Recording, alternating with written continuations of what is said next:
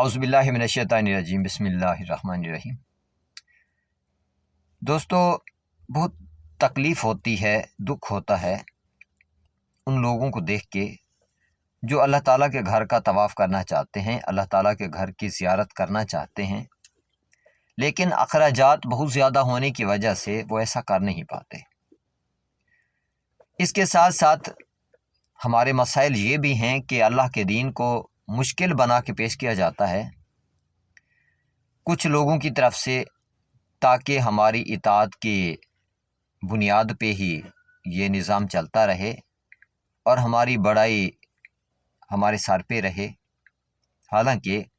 اللہ تعالیٰ کا دین بہت آسان ہے ہر انسان کے لیے، اور یہ دین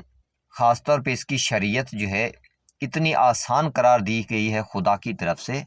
تاکہ ہر انسان کامیاب ہو جائے۔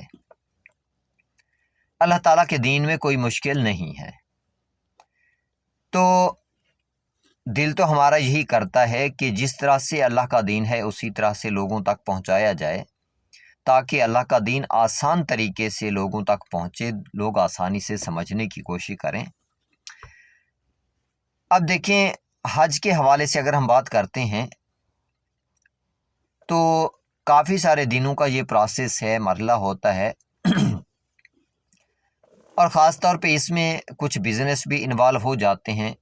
کچھ کیا بہت زیادہ بزنس انوالو ہے عبادات میں بھی،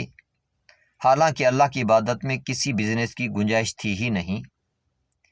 اللہ تعالیٰ نے جو گھر بنایا ہے تمام انسانوں کے لیے برابر بنایا ہے، چاہے کوئی مکہ کا رہنے والا ہے اس کے لیے بھی یہ گھر اسی طرح سے ہے جس طرح سے پاکستان میں رہنے والے، امریکہ میں رہنے والے، رشیا میں رہنے والے، انڈیا میں رہنے والے، دنیا کے کسی بھی کونے میں رہنے والے انسان کے لیے جس طرح سے یہ گھر ہے، مکہ میں رہنے والے انسان کے لیے بھی ویسا ہی یہ گھر ہے۔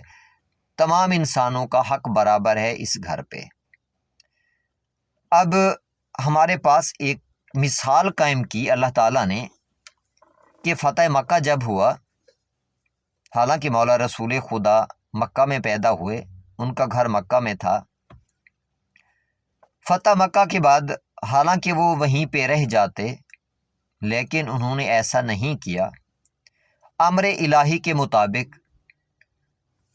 انہوں نے فقط وہاں پہ حج کیا، حج کرتے ہی واپس آ گئے اس شہر کو آزاد چھوڑ کے۔ یہ بتانا مقصد تھا کہ اس شہر پہ کسی کا قبضہ، کسی کی حکومت کچھ بھی نہیں ہوتی، آزاد چھوڑ کے آ گئے۔ ہمیں پیغام تھا، پوری انسانیت کے لیے یہ پیغام تھا کہ وہاں پہ رہنے والے اسلام سے خوف زدہ نہ رہیں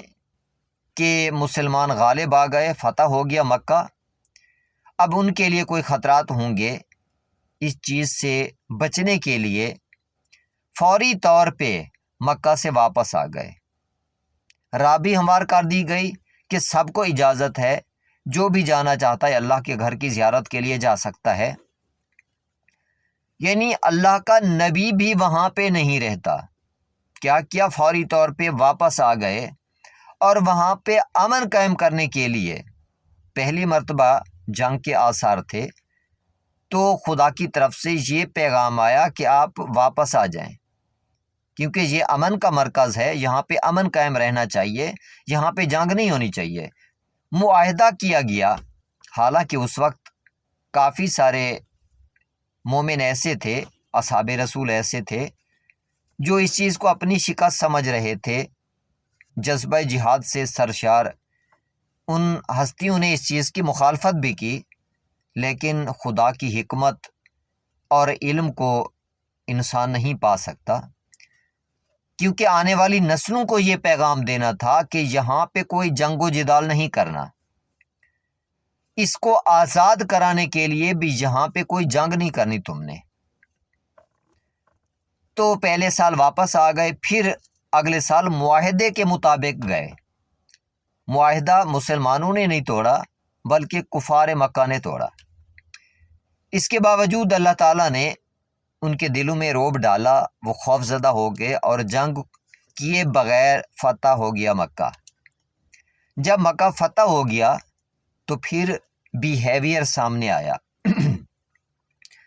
ایک مثال سامنے آئی کہ یہ شہر جو ہے تمام لوگوں کے لیے برابر ہے، یہ اللہ کا گھر وہاں پہ رہنے والوں کے لیے برابر ہے، باہر سے کسی گزرنے والے کے لیے بھی برابر ہے۔ یعنی اس شہر پہ حکمرانی جائز نہیں ہے، حکمرانی کا حق نہیں ہے کسی کو، تو وہاں پہ ٹیکسز لینے کا حق بھی کسی کو نہیں ہے۔ تو اس شہر کو اللہ تعالیٰ نے جب منافع کی بات کی، انسان کے نفع کی بات کی، تجارت کی بنیاد پہ اللہ تعالیٰ نے بات کی ہے کہ تمہارے لیے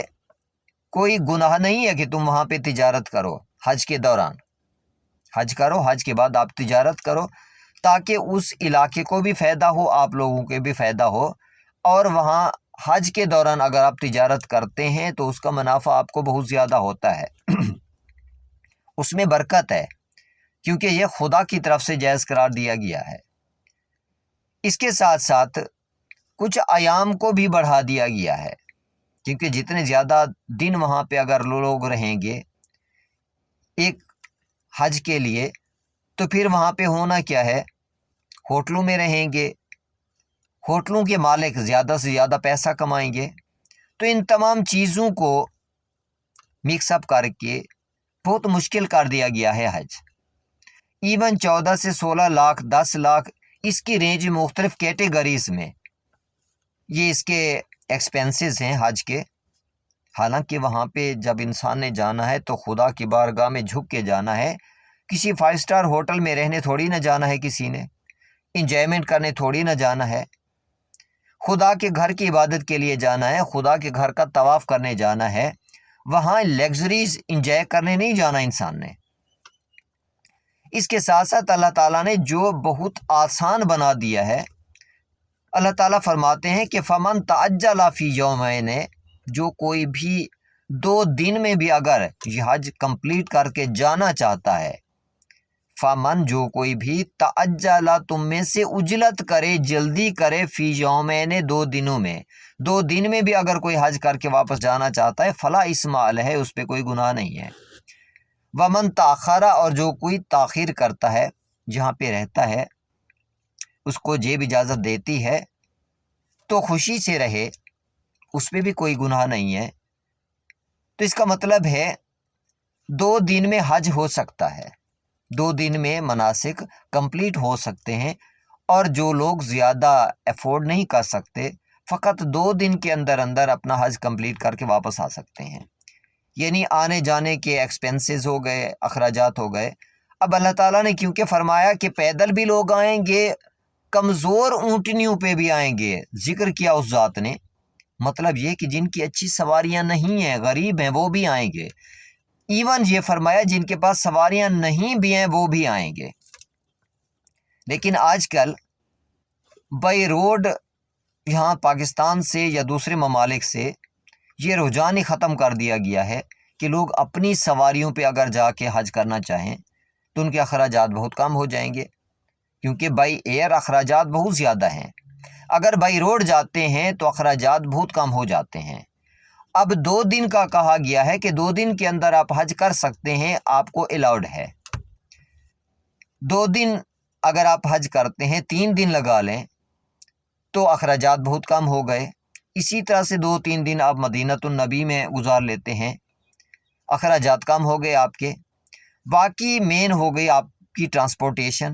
ٹرانسپورٹیشن پہ بھی اتنا خرچ نہیں آتا کہ 15-16 لاکھ روپیہ آپ کے ٹرانسپورٹیشن پہ خرچ آ جائے۔ اس کے ساتھ ساتھ اگر 1 ہفتہ بھی آپ وہاں پہ گزارتے ہیں، آپ کے اخراجات بہت کم ہو جائیں گے۔ اور ساتھ ساتھ اللہ تعالیٰ نے یہ واضح کیا ہے کہ حج جو ہے وہ معلوم مہینوں میں ہے۔ جب معلوم مہینوں میں ہے، 1 مہینے میں نہیں ہے، تو تقسیم ہو کے آپ لوگ جائیں۔ 4 مہینے حرمت کے ہیں، ہو سکتا ہے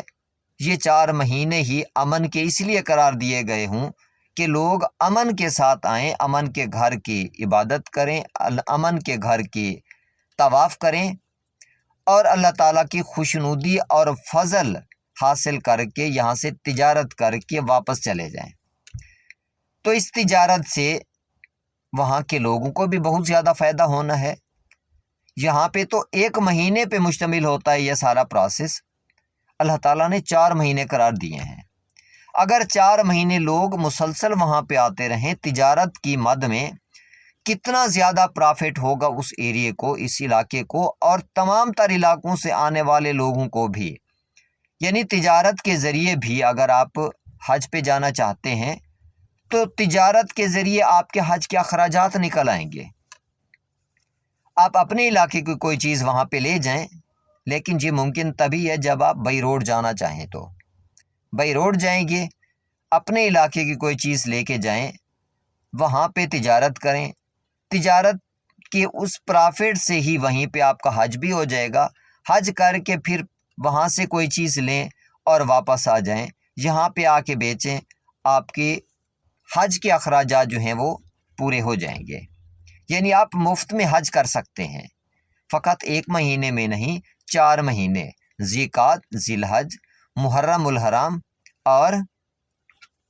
رجب، یہ 4 مہینے امن کے مہینے ہیں، حرمت والے مہینے ہیں۔ اب ان کی نسبت حرمت والے گھر سے اسی وجہ سے ہے کہ آپ ان مہینوں میں جائیں، تجارت بھی کریں، حج بھی کریں، اللہ تعالیٰ کے گھر کا طواف کریں، خدا کی نعمات بھی لے کے آئیں، وہاں سے خدا کا فضل بھی لے کے آئیں۔ یہ آپ کے لیے بہت آسان ہو جائے گا۔ امید کرتا ہوں ویڈیو پسند آئی ہوگی۔ چینل کو سبسکرائب کر لیں، بیل آئیکن کو پریس کر لیں تاکہ میری آنے والی ویڈیوز آپ تک پہنچتی رہیں، اور اللہ تعالیٰ کا دین اسی طرح سے اس کی آیات کی صورت میں آپ تک پہنچتا رہے، تاکہ آسانی سے آپ اپنے مناسک بھی پورے کر سکیں، دین کے معاملات بھی آپ کے لیے آسان ہوتے رہیں۔ دعا گو ہوں دونوں جہانوں میں اللہ تعالیٰ کی امان میں رہیں۔ اللہ حافظ۔